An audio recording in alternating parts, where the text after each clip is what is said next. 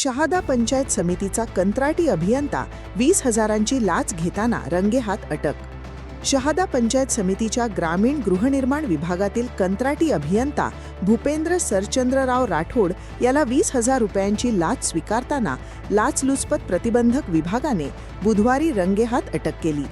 या कारवाईमुळे महसूल आणि जिल्हा परिषद वर्तुळात मोठी खळबळ उडाली आहे.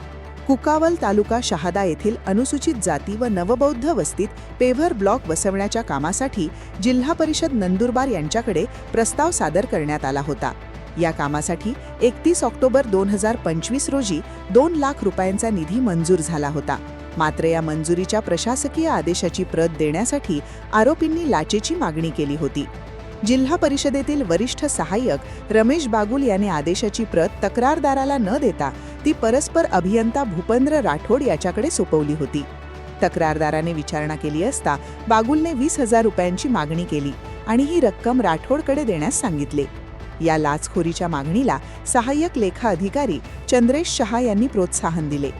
लाच देण्याची इच्छा नसल्याने तक्रारदाराने नंदुरबार ACBकडे तक्रार केली. बुधवारी शहादा येथे सापळा रचण्यात आला आणि पैसे स्वीकारताना राठोडला ताब्यात घेण्यात आले.